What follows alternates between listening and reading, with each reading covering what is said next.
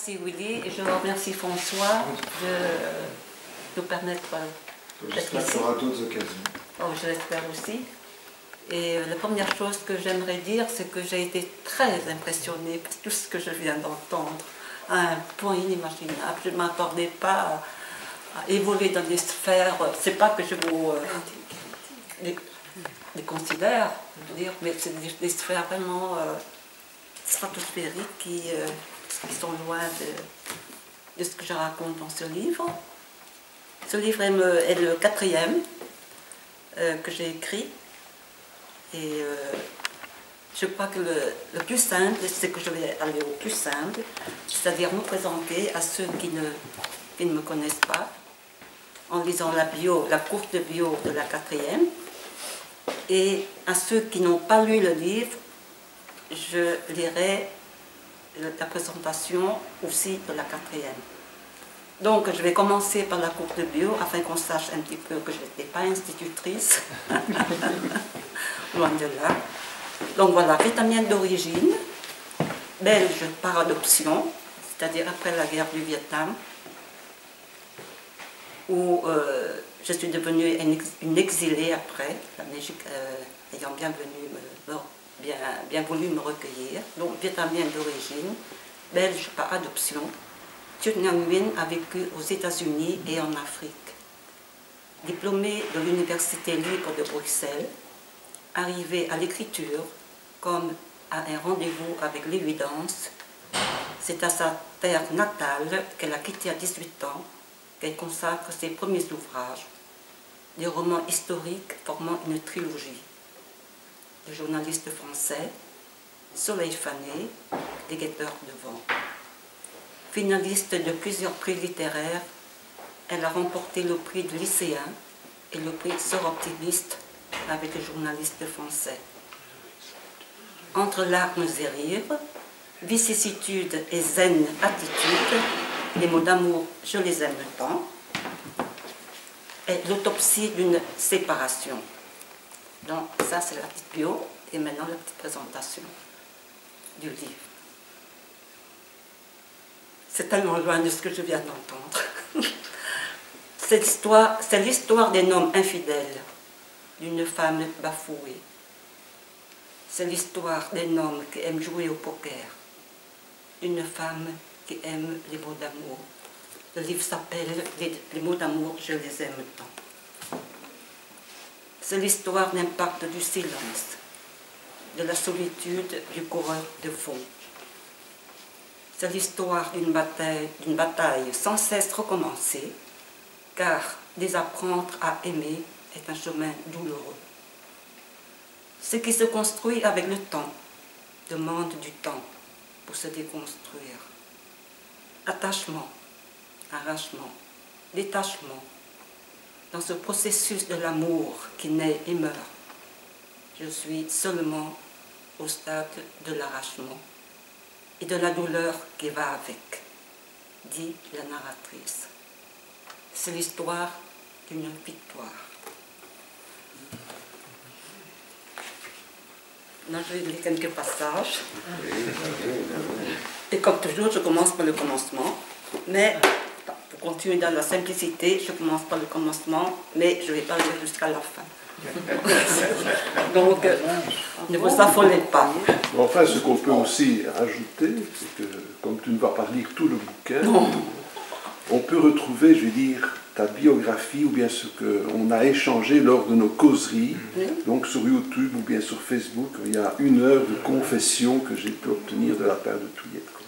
Et que j'ai livré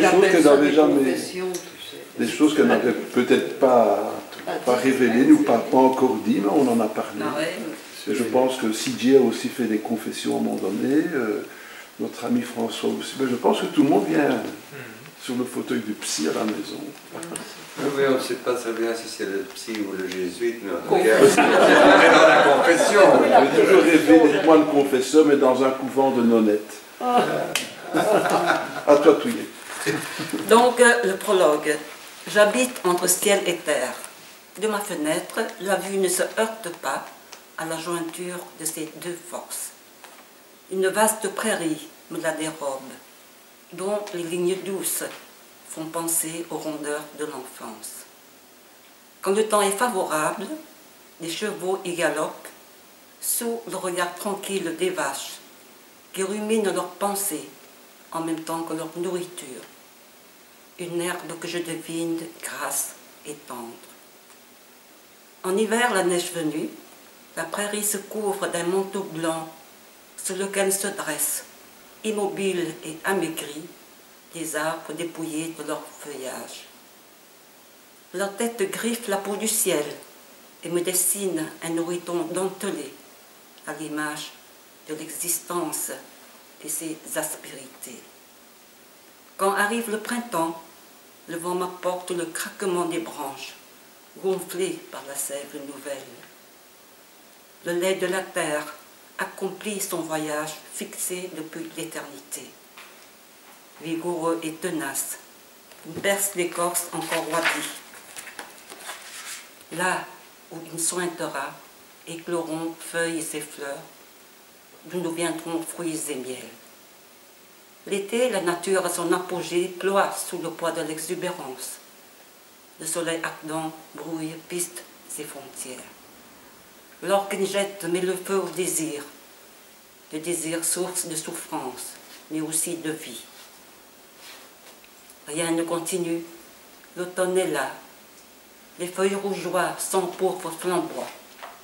Au crépuscule, la prairie s'embrase et prolonge un ciel agonisant en rouge et noir, dans une beauté qui me transperce. Puis revoilà l'hiver, sa splendeur, sa blancheur, la virginité originelle. Je vais un peu sauter ici pour arriver à... C'est ici, devant ce panorama changeant mais toujours éblouissant, que j'ai retrouvé ma paix. Il m'avait quitté par un soir comme un autre, par un soir comme celui-ci, un soir d'été. Le vent a soufflé très fort, mais pas assez pour éteindre la bougie. Malmenée, fouettée, couchée, sa flamme s'est retressée, timide et vacillante d'abord, droite et fière ensuite. Le contraire eût été dommage, car que n'aurais-je pas raté si elle ne s'était pas relevée? C'est ce que je me dis, c'est ce qu'on se dit, après, quand les passions sont éteintes et les cendres froides, quand le douloureux cheminement est terminé, quand attachement, arrachement, détachement, le cycle est complété, quand l'histoire est devenue ancienne et qu'une autre a commencé. Voilà, qu'est-ce que je peux encore vous proposer? Ça, c'est mon papier ici. Je vais vous proposer un réveil, le réveil de la maisonnée, de la narratrice, comme cela se passe avant l'ouragan, avant le gouffre. Le réveil de la... Est-ce que je vais te présenter le livre, hein? Oui, quand même.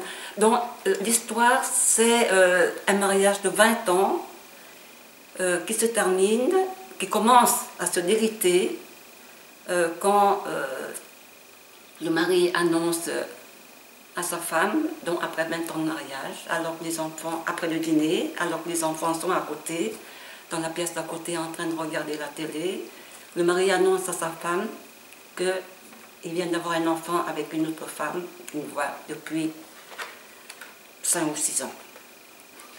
Et donc, voilà, c'est ça. Ça, c'est l'ouragan. C'est le ciel qui tombe et la terre qui souffle. Moi, j'aime bien un petit peu, c'est quand... je crois. Moi, j'aime bien, c'est quand tu dis la narratrice, quoi. La narratrice, oui. Bon, c'est basé sur une histoire vraie, mais bon, disons la narratrice. Parce qu'elle est tellement loin déjà, oui, cette femme. Mais c'est bien, à toi. Donc, le réveil de la maisonnée, le bruit des douches fonctionnant à pleine vapeur, le ronronnement de la cafetière électrique pour lui, le frémissement de l'eau sur le feu pour moi, les galopades dans l'escalier. Bonjour maman, bonjour papa, bonjour les enfants. L'odeur du café, l'arôme du thé, des toasts qui jaillissent, dorés comme le soleil en oblique sur la nappe. Les couleurs jaune du jus d'orange, rouge des confitures, blanc du lait sur les cornflakes. Nouvelle galopade pour le brossage des dents. Bon, vous êtes prêts? Personne n'a rien oublié? Alors, en voiture. Le baiser sur la bouche, des bisous sur les joues. Au revoir, à ce soir.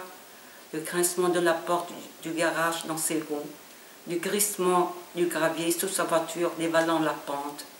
Le calme après le tourbillon, comme d'habitude. Maintenant, je vais dire un passage sur le gouffre dont, après que l'époux ait annoncé à son épouse qu'il venait d'avoir un enfant. Ça s'appelle le gouffre. Donc, enfin,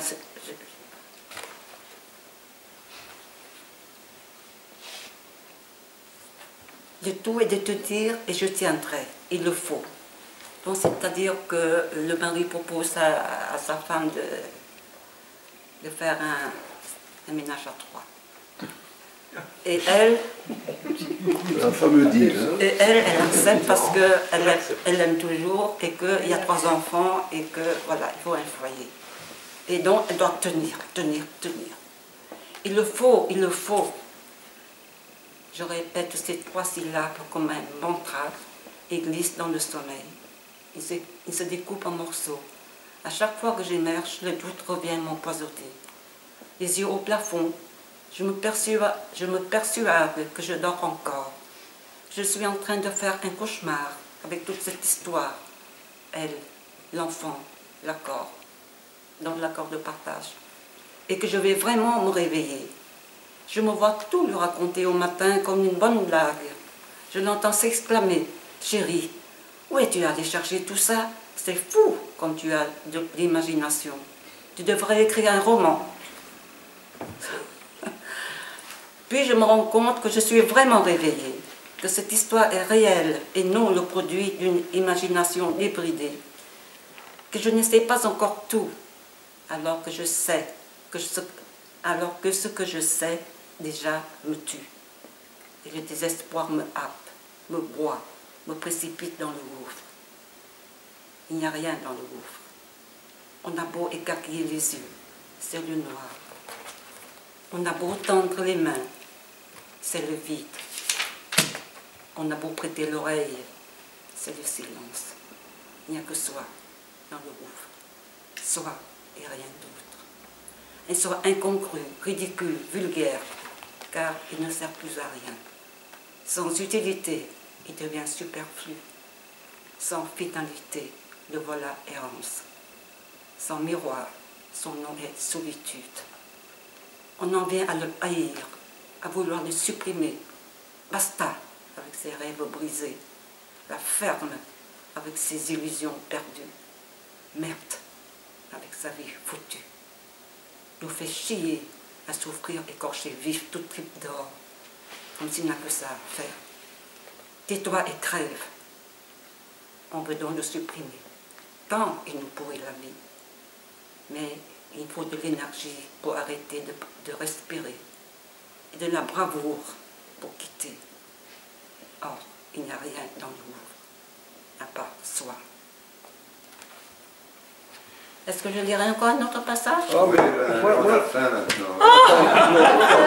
Tu y es. Moi, on va laisser. Ils n'ont qu'à aller chercher. Oui, on va devoir la lire. Alors, ce que j'aimerais bien revenir, c'est un bond en arrière.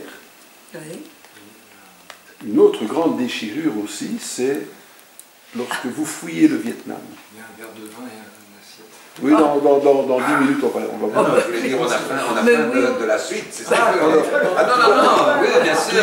Non, elle demandait si elle disait encore la vaisselle, je dis oui, on en a Mais c'est faim. très court. Oui. Donc, décris un petit peu donc, le déchirement déjà, quand tu es jeune, quand tu quittes le Vietnam. Oui, c'est vrai que ce déchirement, ce déchirement-ci, avec mon mari, mon ex-mari, puisqu'il fallait le dire, me renvoie dans un autre déchirement, dans une autre déchirure, lorsque, après la guerre du Vietnam, et que le sud où j'habitais, bien que je sois née dans le nord, était perdu, et que beaucoup de Vietnamiens ont fui leur pays des boat people que vous avez sûrement Bien vu sûr, entendre bien sûr, à ce bien sûr, moment-là. bien sûr. Les Et boat pourtant, on ne se people noyait pas quand on était pourtant en surnombre sur les bateaux. Hein. oui, Non, mais enfin, les boat people parce que- qui mouraient par dizaines de milliers, par Oui, mais centaines de bien sûr, milliers bien sur sûr, la mer, je sais, je sur la sais. mer de Chine. Hein. Bien sûr. Donc cette déchirure de la terre, avec la terre où l'on est né, de la famille qu'on a dû quitter en pensant qu'on allait revoir, puisque la chute de Saigon a été très brutale et que j'étais déjà ici en train d'étudier à l'ULB. Ce déchirure-ci me ramène à l'autre déchirure. Je ne sais pas lequel est le plus important, lequel est le plus grave, lequel est le plus tragique, mais c'est une déchirure. Et peut-être que le premier est plus profond pour moi dans le sens où j'ai consacré, quand l'envie m'était venue d'écrire, j'ai consacré une trilogie à cette terre dont j'ai été arrachée. Et c'est vrai que en vivant la déchirure avec mon ex-mari, je me sentais doublement orpheline. Bien sûr. Comme je disais tout à l'heure, bon, on est orphelin, on peut être toi, hein, Oui, on c'est peut moi, être ouais. orphelin en étant adulte, Oui, bien sûr. en étant mère et tout. Bien sûr. Et tu as bien fait de me demander de revenir en arrière, parce que c'est vrai que ça explique en partie tous ces mots qui parfois me sont arrachés de la chair, de mon cœur, de mon âme, comme moi j'ai été arrachée à la terre où que j'avais quitté par la force des choses. Et donc, voilà. Et je l'ai écrit, et après avoir écrit l'autre déchirure, et je pense que... je ne sais pas si je pourrais guérir de l'autre déchirure première, avec ma terre natale, bien que je suis très heureuse ici en Belgique, qui a été très généreuse. Et ça situe, tu as quel âge à ce moment-là? 18 ans. Ah oui, voilà. Je sais pas si je pourrais me guérir de l'autre déchirure, mais je sais que je suis guérie de la seconde. Oui, bien sûr. Hein, parce que ça arrive à tout le monde. Ce qui m'arrive dans la seconde arrive à tout le monde. Non, mais si on l'affronte, on en guérit. Oui. Ouais, mais je te jure, moi j'ai vécu une séparation entre guillemets, où vous connaissez tous, où j'ai plaqué. Mais quand tu vois comment tu décris les choses, on se sent mal. Hein. Ben, ça sent vraiment... Je te jure, ça parce sent que tu m'as vraiment... très bien dit. Hein. Il y a des choses viscérales qui sont là que tu as pour toi. Mais quand tu parviens à l'écrit comme tu l'as fait, chapeau bas. Hein. C'est une vie qui s'écoule, parce qu'on Ouais. on a bâti sa vie sur une histoire, en fait. Ouais. Les enfants grandissent, et il y a des années qu'on est ensemble. La vie s'écoule et on a l'impression qu'il n'y en a pas après non plus, c'est ça? Non, mais chez Touillette, il n'y a que des déchirures. Ouais, ouais. Il n'y a que quand tu vois, faut écouter l'interview qu'on fait, la causerie qu'on a fait. Je me demande comment cette petite dame là, tient le coup. Hein. Et heureusement, bon. Mais encore des gens comme toi. Hein. Ben voilà. Bah, c'est vrai, des rencontres nous sauvent, des rencontres. L'écriture aide aussi. L'écriture, c'est une thérapie, comme on dit. Hein. C'est une thérapie. Ça m'a aidé, ça m'a pas guéri de la première déchirure, de la première rupture. J'ai écrit là-dedans dans ces autres que ma vie est faite de points comment on dit ça, de ponctuation, hein. Des points de suspension, des points de suspension, les points de... Qu'est-ce que j'avais écrit? Des points de suspension, les points d'interrogation, les points de rupture, et il ne manquait plus que les points de suture. Il ne manquait plus que les points de suture. Et les points de suture, j'avais essayé de me les administrer en écrivant la trilogie, hein, je ne sais pas si c'était aussi efficace que l'acupuncture. Il faudrait que j'essaie avec vous. Mais enfin bon. Oui, c'est vrai, il y a les points d'acupuncture. Oui, il n'y a pas d'acupuncture. Ce sont des points aussi. Les études que vous faisiez à l'ULB, c'était dans quel domaine? Des sciences politiques, parce qu'en venant arriver, mon beau-père, le second mari de ma mère, était ambassadeur, était de sang royal, était ambassadeur sous l'empereur Pardal, et donc il était un diplomate, et en partant étudier ici à l'étranger, comme je ne savais pas ce que je voulais étudier, j'ai été demander lui des conseils, et il m'a dit pourquoi, qu'est-ce que tu veux faire plus tard? Et je disais, que je voulais comprendre pourquoi cette guerre dans notre pays, la guerre du Vietnam, parce qu'en fait, j'ai fait toutes mes études, ma scolarité jusqu'à 18 ans en français. Oui, dans une école française, avec le programme français. Je connaissais toute l'histoire de la France, toutes les guerres, Austerlitz et tout ce qu'on veut, et je ne connaissais pas la guerre de mon pays, parce que ce n'était pas dans le programme. Et donc l'ambassadeur, le diplomate me disait, bon, alors va étudier les sciences politiques. Parce que je voulais faire quelque chose plus tard. J'ai étudié, j'avais mon diplôme, j'ai perdu mon pays. Alors je suis restée. Alors, ce passage que... C'est un pays qui a toujours été en guerre, hein, pendant il est toujours, très longues années. Dans un des livres de ma trilogie, je disais que la guerre était finie, mais qu'on tue aussi pendant la paix, parce que le communisme est venu après, et avec les camps de concentration, les prisons, tout ça, beaucoup de gens mouraient. Bon, déjà ils mouraient en exil, en partant, hein, dans l'eau, sur la ferme, ils se faisaient tirer dessus. Hein, et ça continue, hein, ça continue. Vous n'êtes jamais retourné? Je suis retournée seulement après 27 ans, je crois. Non, apparemment, c'est pas fini. Maintenant? Ça a changé. Non, ça n'a pas changé, ça n'a pas changé, ça a changé, ça est devenu une dictature. C'est une dictature, puisque le communisme est une dictature, c'est toujours un pays communiste, parti unique, et aucun droit, aucune liberté, c'est une dictature. Et donc pour l'instant, ce qui a changé, c'est que on peut négocier, on peut commercer, on peut s'enrichir, parce qu'avant c'était interdit de s'enrichir. Donc c'est un capitalisme plus cruel que le capitalisme qu'on connaît ici, parce que c'est un capitalisme rouge. Donc, oui, bien sûr. Donc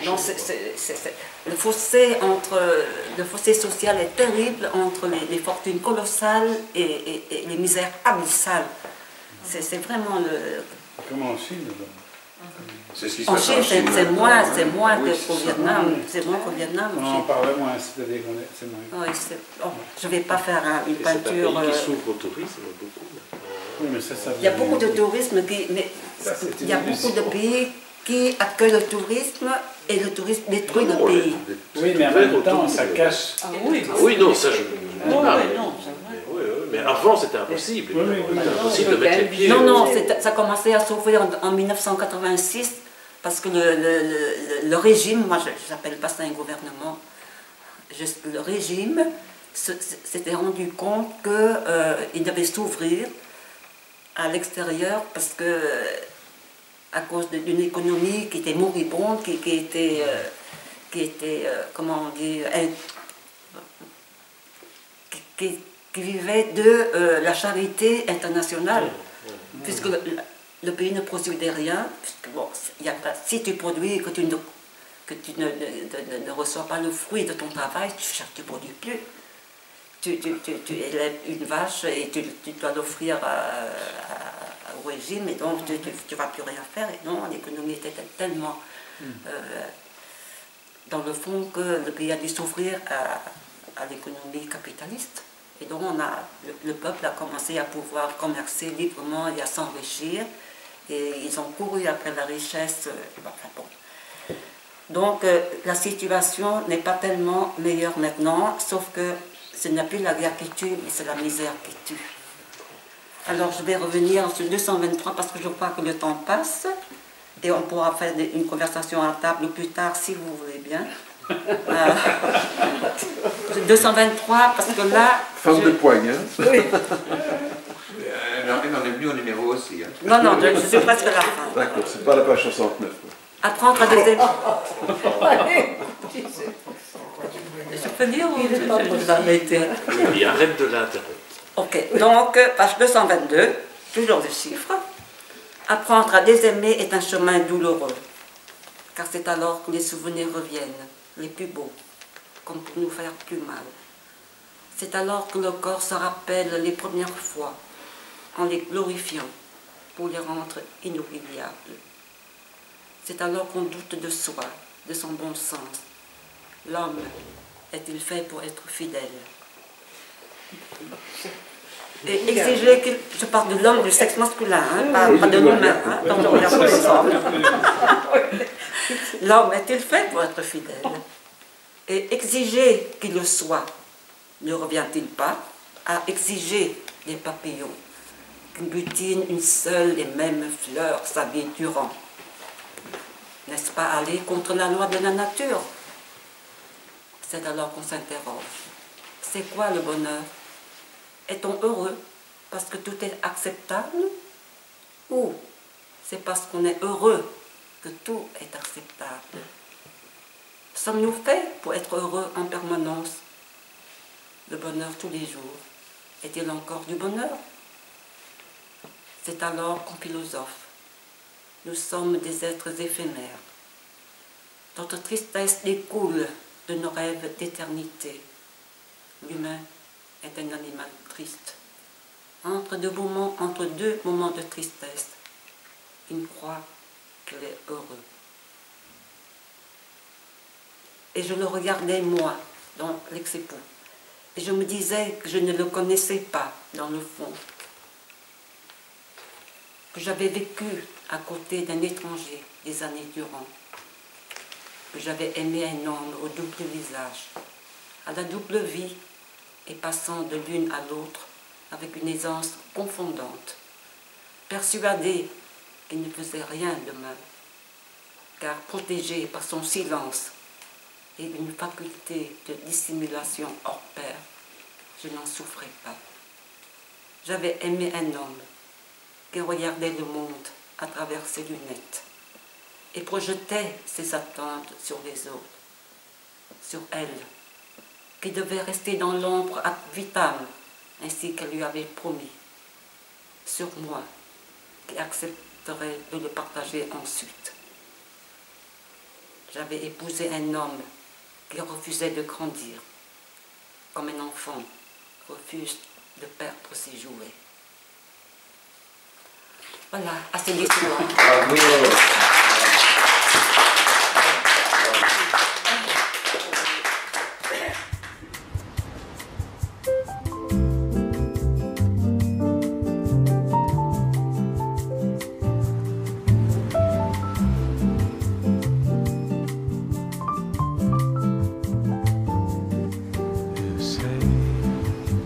O sol nunca vai parar de brilhar como o meu coração. Eu sei que eu